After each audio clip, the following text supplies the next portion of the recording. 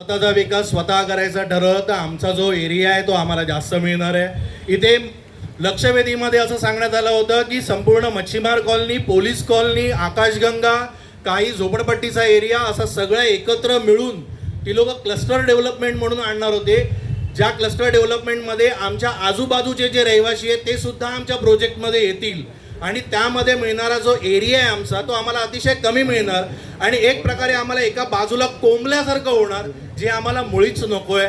त्याच्यानंतर त्याच्यामध्ये असलेलं जे प्लॅनिंग असणार आहे ते आमच्या मनासारखं नसणार आहे। दुसरी गोष्ट, त्याच्यामध्ये जो कॉर्पस फंड आम्हाला मिळणार आहे, आमचा स्वतःचा पुनर्विकास जर आम्ही केला तर तो कॉर्पस फंड आम्हाला तिथून मिळणार नाही आहे। त्याच्यानंतर जर आम्हाला तात्पुरतं जर आमचं अकॉमोडेशन आम्हाला तात्पुरतं त्यांनी बाजूला केलं जर पुनर्विकास करताना, तर त्यावेळेला मिळणारं रेंट हे अतिशय नाममात्र असणार आहे, जे रेंट आजूबाजूला कुणीही घेत नाही आहेत। त्यामुळे आम्हाला आमच्या पदरचे पैसे खर्च करावे लागतील आणि जर आम्ही आमचा पुनर्विकास करायला ठरवलं, जर विकासक आलं तर आम्ही आमच्या अटी शर्तीनुसार ते करणार आहोत।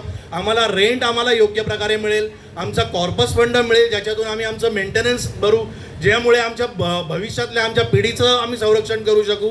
आम्हाला एरियासुद्धा जास्त मिळणार आहे आणि आम्हाला मनासारखा आम्हाला निर्णय घ्यायचा अधिकार मिळणार आहे आणि जी काय आमची वसाहत त्याच्यानंतर पुनर्विकासानंतर असणार आहे ती आमची वसाहत असणार आहे, ना की सगळ्यांना मिळून एकत्र कोंबल्यासारखं करून आम्हाला आमचं भलं करण्याच्या नावाखाली तुम्ही तुमची स्वतःच्या प्लीज काही गोष्टी रेटून नेऊ नका, ही विनंती आहे।